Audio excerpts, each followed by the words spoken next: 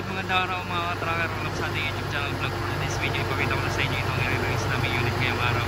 So ito po ay Isuzu Forward Cargo Drop Side with brand new crane. 8-wheeler po yan. So ito, Japan surplus, fully recondition. May 4 na outrigger jack. Ito po yung itsura nyo. Wide cabin po ito. So dati itong 6 studs, ginawa namin 8 stud. Pinalitan namin yung kanyang I-beam saka differential. Ginawa namin pang 10-wheeler or pang FTR. Kaya mukha na siyang FTR. Ayan o. Pinalitan po namin yan ng malaking gulong. So additional molye na rin para kayanin yung boom crane na brand new. 8 tonners po ito. 5 section po yan with 2-man basket. Ayan o, brand new. Ayan po. Ang ano nito, ang body nut na ito ay pinatong lang namin dito sa unit. So ang haba nito simula dun sa likod ng cab papuntang likod sa tailgate, 24 feet. So aluminum drop side body, and then chassis naman nire-reinforce namin yan. Ayan, sobrang kapal ng chassis niyan, dubli-dubli na para kayanin yung pag-operate ng boom. So ayan po yung itsura ng boom crane natin. Unique, Furukawa unique 8 tonners boom crane with 4 outrigger jack.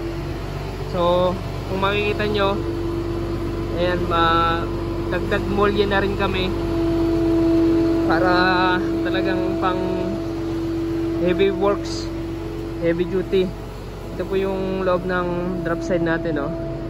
Naka steel flooring na rin. Tapos may running guard hanggang likod na original na nakakabit dito. Mga aluminum po yan. Tapos yun, ito yung outrigger jack sa likod. Ayan. So yung galapan ng ligay namin, ayan, mga kapal po yan, no? Hanggang likod. Tapos ito, doble rin to yung chassis.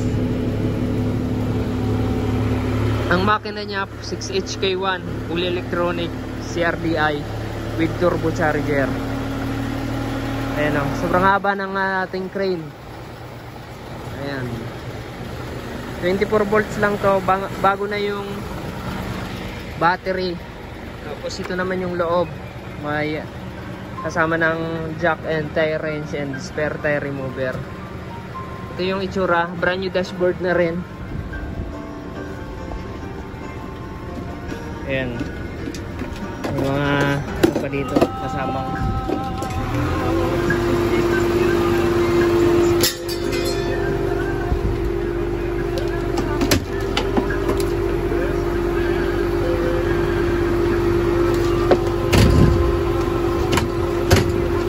ito, may back bed yan. Kaya maganda sa malayong biyahe, makakatulog yung painante sa ka-driver dito sa loob ng cab. Ayan o, malaki yung ano nito, disc brake. Hindi, yung brake drop pala. Sorry. Ayan, full air brake na rin to. Ayan po yung itsura.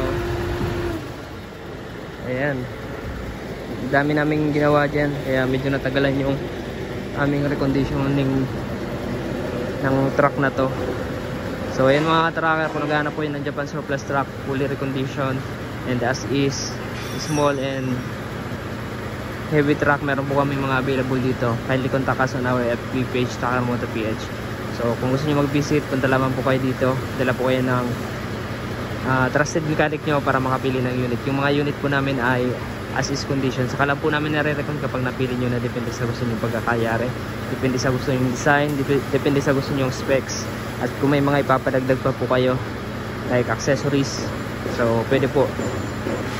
Available po kami cash and financing sa mga unit po namin dito. 3 weeks to 1 month po yung inaabot ng aming pag-recondition ng truck. So ito mga tracker, as is yung Japan surplus yung unit, brand new yung boom crane. Ayan, di ba? Solid na yan.